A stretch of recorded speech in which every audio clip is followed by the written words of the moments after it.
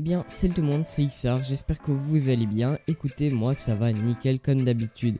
Aujourd'hui, je vais vous présenter un clavier mécanique au prix de 20 €. Je parle bien du Thunder Robot K70.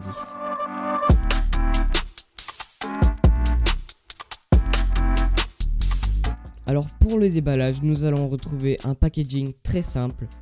Dans la boîte, il y aura deux manuels d'utilisation, une pince pour retirer les touches du clavier et finalement nous retrouverons le clavier emballé dans un film plastique. Pour ce qui est du câble, nous allons retrouver un très gros câble tressé, donc pour ça il ne devrait y avoir aucun problème.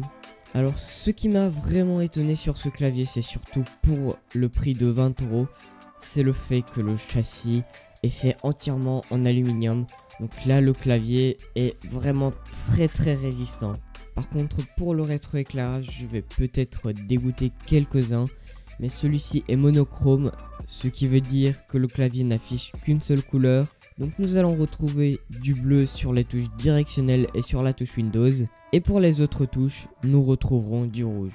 Pour les effets du rétroéclairage, c'est aussi dommage, mais il n'y en a que deux disponibles sur ce clavier. L'effet immobile où toutes les touches restent allumées et l'effet de respiration. Nous pourrons aussi changer la luminosité avec les deux touches directionnelles présentes en haut du clavier, et pour le mode de respiration, nous pourrons changer la vitesse de l'effet avec ces mêmes touches. Nous allons retrouver 12 touches multimédia utilisables avec la touche FN. Alors maintenant je vais vous parler des switches. Sur ce clavier nous pourrons trouver deux types de switch, les brown et les red.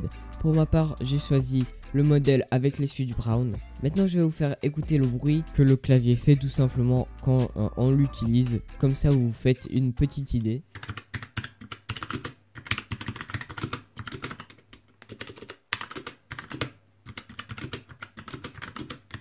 Donc comme vous voyez, le clavier est quand même assez bruyant, mais bon, on est quand même sur un clavier mécanique et justement les claviers mécaniques sont très bruyants. Je vais maintenant vous parler des spécifications du clavier. Le clavier est en QWERTY, mais ce n'est pas non plus un très gros problème car vous pourrez, si vous le voulez, changer l'emplacement des touches grâce à la pince qui est fournie avec. La connectique est en USB, son poids est de 1,2 kg, ce qui est justifiable notamment par le châssis en aluminium. La durée de vie des touches est de 60 millions de frappes et il est compatible du Windows XP jusqu'au Windows 10.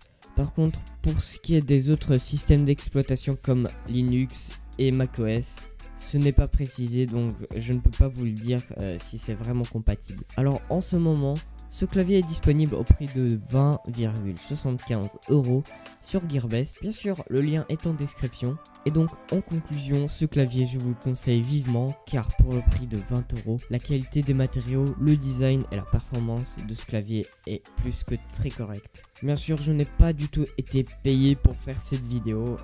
Vu mon nombre d'abonnés en ce moment, je ne pense pas qu'une marque viendrait me contacter. Ce clavier je l'ai payé moi-même. Et donc voilà.